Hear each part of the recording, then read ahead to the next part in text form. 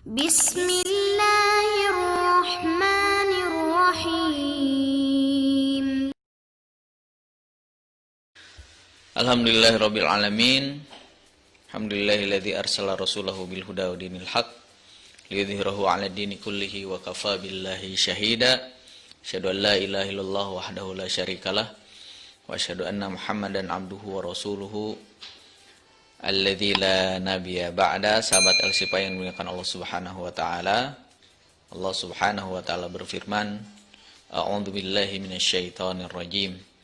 Inna a'tainakal kautsar fasholli lirabbika wanhar inna syani'aka huwal abtar. Shadaqallahul azim.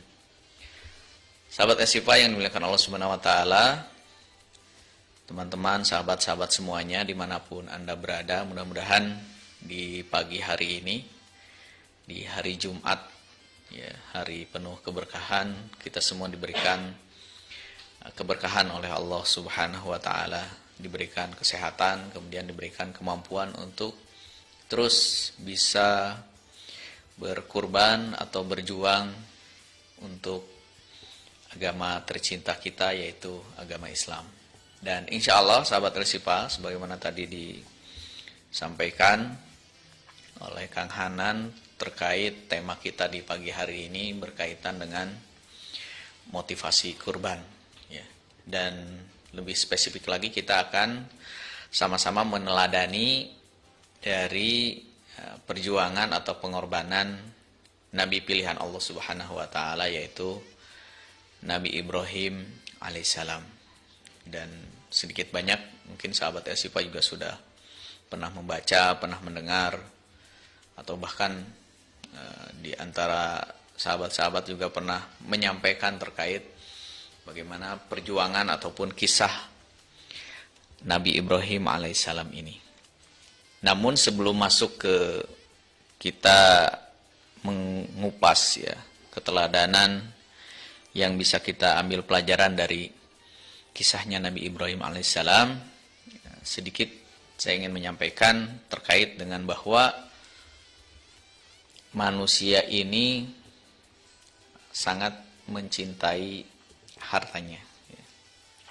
Jadi secara fitrah kemanusiaan, siapapun itu, baik yang memang Allah Subhanahu wa taala belum berikan kesempatan dia mendapatkan harta yang banyak, atau bahasa yang bisa kita sebutnya misalkan orang-orang miskin, orang-orang fakir, ataupun bahkan sekalipun orang-orang kaya, orang-orang yang sudah hartanya berlimpah di mana-mana, itu memiliki sifat, ya, yang secara manusiawi.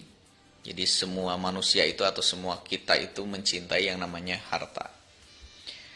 Dan ini bisa kita lihat dalam surat Al-Fajr, ya, ayat ke-20. A'udzubillahi minasyaitonirrajim. Wa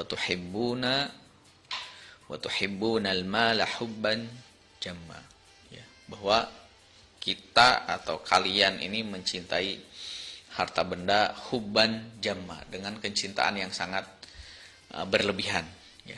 Bahkan dalam bahasa lainnya ada namanya hubbud dunya wa karahiyatul maut, ya, cinta dunia sampai takut mati.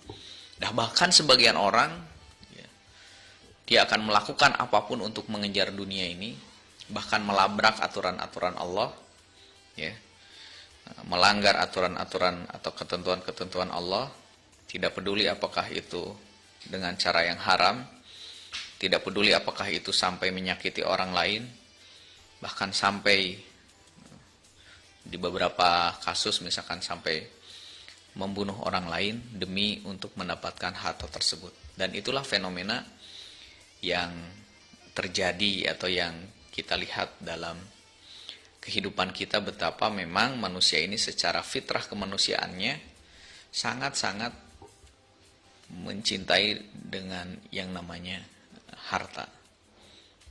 Nah, hal ini juga bisa kita lihat di dalam surat yang lain, ya, sahabat-sahabat semuanya, bahwa sesungguhnya karena saking cintanya kepada harta yang dia selalu perjuangkan pagi, siang, sore, malam, sampai pada puncak dia itu enggan untuk meninfakkan atau untuk mensedekahkan, pelit atau bakhil dengan harta yang dimilikinya.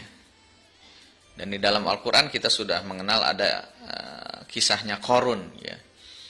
Yang Qarun yang tadinya seorang yang miskin, kemudian diberikan kesempatan, didoakan oleh Nabi Musa alaihissalam, kemudian Allah menakdirkan Qarun ini menjadi orang yang kaya, tetapi setelah kaya akhirnya lupa, dan saking cintanya dengan harta tersebut dia tidak mau mengeluarkan zakat, infak atau sedekah.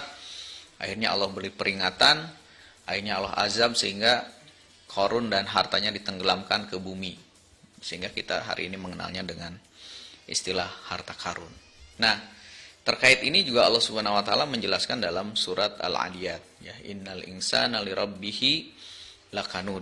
Sesungguhnya manusia ini tidak berterima kasih kepada Allah Subhanahu wa taala. Wa innahu ala dzalika lasyahid. Padahal mereka itu lasyahid, ya. Menyaksikan betapa banyak karunia nikmat yang Allah Subhanahu wa taala berikan. Inna a'tayna kal kautsar.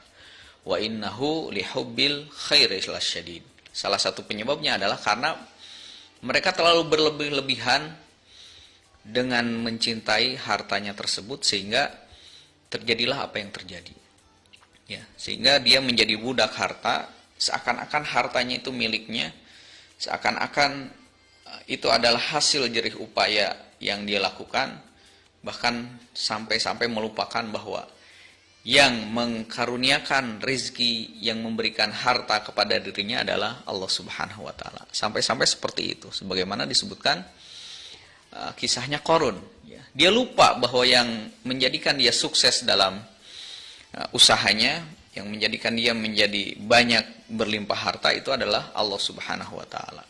Nah, tentu saja sahabat El-Sifa yang dimuliakan Allah Subhanahu wa taala, dari kisah-kisah yang diceritakan dalam Al-Qur'an kita mendapatkan satu pelajaran hikmah bahwa ya kita jangan sampai mengalami hal seperti itu, ya. Karena sudah dibuktikan bahwa orang-orang yang seperti itu akan dibinasakan, akan dihancurkan, ya. Baik itu dihancurkan di dunia, ya, kehidupannya tidak berkah, atau na'udzubillah nanti sampai di hari kiamat juga akan mendapatkan siksa yang sangat pedih dari Allah Subhanahu wa taala. Sehingga ya sahabat El-Sifa, kalau kita lihat ada satu hadis yang ini menjadi renungan kita di pagi hari ini, bahwa sesungguhnya umat Nabi Muhammad ini salah satu fitnahnya adalah dengan fitnah harta ini. Tapi bukan berarti kita tidak boleh kaya, ya, tidak, ya. Tapi jangan sampai harta yang kita miliki ini kita menjadi lupa, tidak bersyukur. Kita menjadi orang-orang yang sombong dengan harta yang dimiliki, dan kita merasa bahwa apa yang dimiliki hari ini dari kekayaan itu adalah hasil usaha kita. Bukan seperti itu, ya. Karena banyak juga, ya, para sahabat generasi-generasi awal Islam ini, mereka saudagar, mereka orang yang kaya raya, tetapi dengan kekayaannya itu justru semakin bersyukur kepada Allah, dengan kekayaannya semakin banyak menolong agama Allah, dengan kekayaannya semakin banyak meninfakkan atau mendermakan dari harta-hartanya tersebut, ya. Di dalam hadis disebutkan inna likulli ummatin fitnah, bahwa setiap umat ini tentu saja akan mendapatkan yang namanya fitnah. Fitnah di sini artinya ujian. Wa fitnati ummati al-mal, dan ujian bagi umatku adalah harta. Ya. Ujian harta ini sangat luar biasa, ya. Jadi kalau kaitannya dengan harta ada dua, ya. Jadi kalau misalkan dia kekurangan harta, kemudian dia tidak bersabar, dia akan terjerumus kepada kekufuran, tidak bersyukur kepada Allah. Kemudian ketika dia mendapatkan ujian harta, dia diberikan kelebihan harta, banyak harta, kemudian dia tidak bersyukur, ya, tidak bersyukur tadi sombong, kemudian tidak mau mengeluarkan zakat, infak, sedekahnya, berarti dia kufur, tidak bersyukur, sama.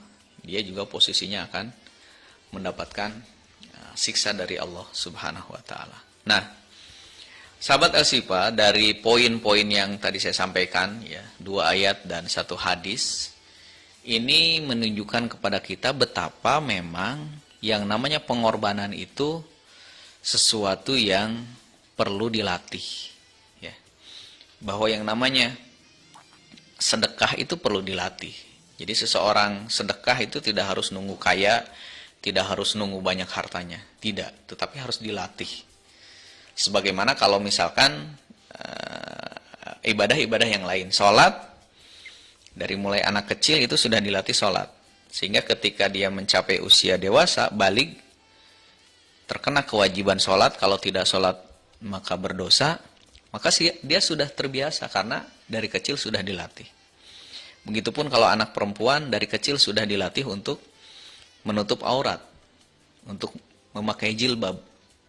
Nah, sehingga ketika sudah balik, ketika dia tidak menutup aurat maka dia terkena dosa, dia sudah terbiasa karena dari kecil sudah dilatih. Nah, begitupun terkait dengan pengorbanan ini. Pengorbanan ini harus dilatih, walaupun dia belum mampu, tapi latihan-latihan itu perlu dilakukan dari mulai hal-hal yang kecil. Dari mulai infak yang paling kecil itu dilatih sehingga ketika dia mendapatkan karunia rizki yang berlimpah dari Allah, dia sudah terbiasa. Dia sudah tidak akan merasa lagi berat untuk mengeluarkan infak, zakat dan sedekah atau pengorbanan. Dalam hal ini misalkan kurban. Dia tidak akan merasa lagi kesulitan.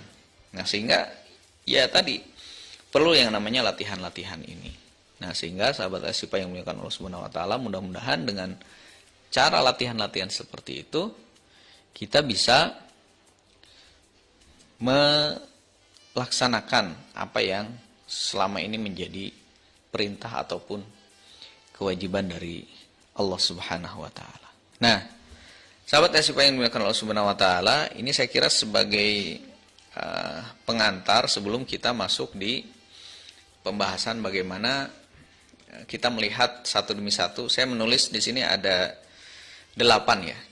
Jadi ada 8 perjuangan atau pengorbanan yang bisa kita teladani dari kisahnya Nabi Ibrahim alaihissalam. Yang tentu saja ini disebutkan dalam Al-Quran ya.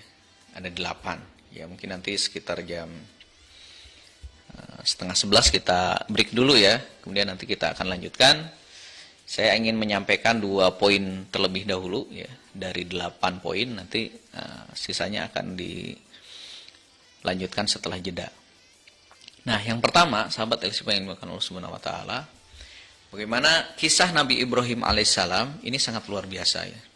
Jadi kalau berbicara pengorbanan atau berbicara kurban, ini tidak akan lepas dari kisahnya Nabi Ibrahim alaihissalam dan putranya yaitu Nabi Ismail alaihissalam.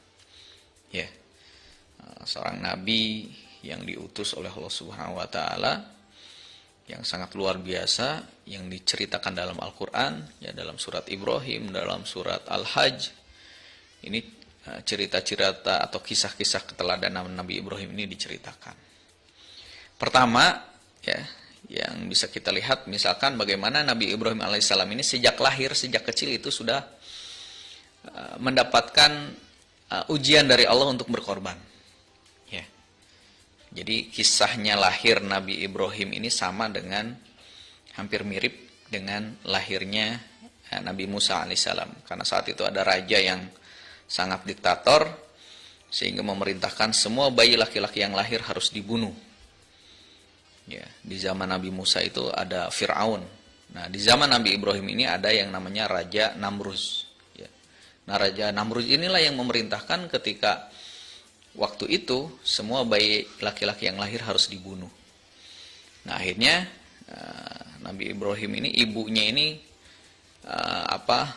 menghindar dari kampung tersebut ke sebuah hutan diceritakan, dan tumbuh Nabi Ibrahim kecil itu di hutan tersebut ya, jauh dari masyarakat. Jadi ini dari awal lahirnya saja ini Nabi Ibrahim itu sudah dilatih oleh Allah Subhanahu wa taala untuk melakukan perjuangan ataupun pengorbanan.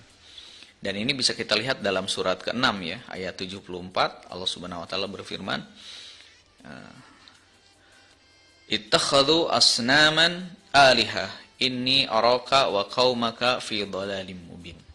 Ya. Bahkan Nabi Ibrahim ini ketika kecilnya ini juga sering berdebat dengan ayahnya ya. Karena ayahnya dikenal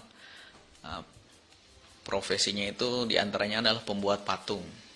Makanya Nabi Ibrahim itu terus berdialog dengan bapaknya kenapa menyembah patung, kenapa berhala-berhala tersebut dijadikan sesembahan. Ya. Nah ini menjadi poin tersendiri ya ketika bagaimana Ibrahim kecil di masa kecilnya dia sudah jauh dari keluarganya karena tadi ada instruksi raja yang diktator saat itu. Kemudian sudah mulai menginjak ya remaja gitu juga sama ya. Nabi Ibrahim ini karena fitrahnya oleh Allah Subhanahu wa taala ya sering juga berdialog dengan bapaknya terkait dengan fenomena yang dia saksikan masyarakat saat itu menyembah berhala. Nah, sampai pada akhirnya poin yang kedua ini bagaimana perjuangan atau pengorbanan Nabi Ibrahim saat itu harus dipaksa oleh ayahnya, oleh masyarakatnya saat itu untuk menyembah berhala. Gitu. Tetapi tentu saja Nabi Ibrahim alaihissalam tidak melakukannya ya, tidak melakukannya. Ya dalam Al-Qur'an diceritakan bagaimana kisah pencarian Nabi Ibrahim ya. Melihat ada bulan, oh ini ternyata Tuhan. Ternyata setelah menjelang malam selesai pagi hilang, oh bukan. Terus menjelang siang lihat matahari, oh ini mungkin Tuhan. Tapi setelah malam ternyata tidak ada matahari ya. Dan terus seperti itu pencarian Nabi Ibrahim alaihissalam ini sangat luar biasa perjuangannya. Dan terakhir sahabat Tesipa yang dimuliakan Allah Subhanahu wa taala ya. Sampai Nabi Ibrahim ini yang ketiga ini adalah diisolir oleh masyarakat. Ya. Maksudnya bagaimana diisolir oleh masyarakat? Karena Nabi Ibrahim tidak mau menyembah berhala. Ya. Akhirnya tidak. Ya. Diisolir ini maksudnya ketika berpapasan di jalan ataupun ketika berkumpul dengan teman-teman sebayanya itu Nabi Ibrahim tidak diajak. Ya. Artinya diisolir sehingga Nabi Ibrahim ini merasa sendirian ya dari masyarakat saat itu. Nah, sahabat SIPA yang dimuliakan Allah Subhanahu wa taala, ini bisa kita lihat ya bagaimana rentetan perjuangan Nabi Ibrahim alaihissalam ketika kecil ya. Dari mulai ketika lahir, kemudian dia berusaha juga artinya bertentangan dengan ayahnya. Kemudian yang ketiga ini Nabi Ibrahim dipaksa ya, diisolir ya. Yang ketiga ini Nabi Ibrahim diisolir dari masyarakatnya ya, sehingga dia merasa sendirian. Nah, dan masih ada lagi perjuangan atau pengorbanan Nabi Ibrahim alaihissalam ya, sampai disebutkan kurang lebih ya di dalam Al-Quran ini ada 8 ya yang saya tulis ya, hari ini yang saya tulis ada 8 pengorbanan Nabi Ibrahim alaihissalam di dalam kehidupannya yang diceritakan dalam Al-Quran. Nah, sahabat SIPA yang dimuliakan Allah Subhanahu wa taala, ya, saya kira sebagai untuk sesi pertama ya, untuk sesi pertama ini saya jeda sampai poin yang ketiga. Nah, kemudian nanti poin yang keempat, 5, 6, 7, 8 nanti akan saya sampaikan setelah jeda berikut. Saya kembalikan lagi ke Kang Hanan, silakan. Assalamualaikum warahmatullahi wabarakatuh.